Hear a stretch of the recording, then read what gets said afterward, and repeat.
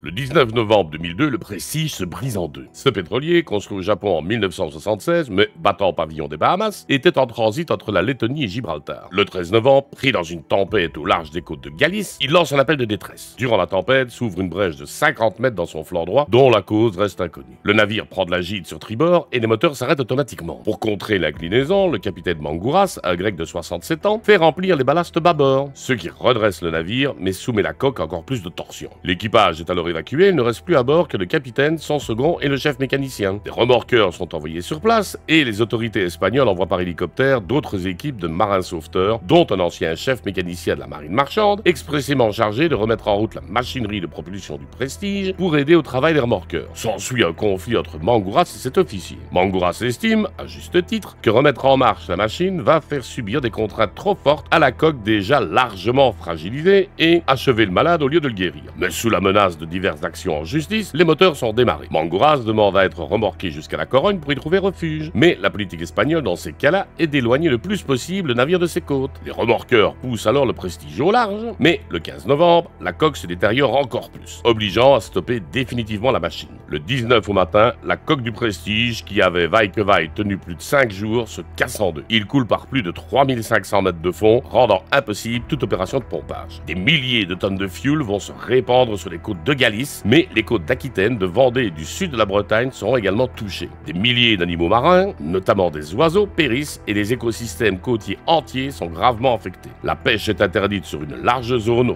ruinant l'économie locale. Le capitaine sera jugé coupable de négligence, mais le gouvernement espagnol sera aussi mis en cause pour sa gestion de la crise. Il est fort probable que si le Prestige avait été autorisé à rejoindre la Corogne, une grande partie de cette catastrophe aurait pu être évitée.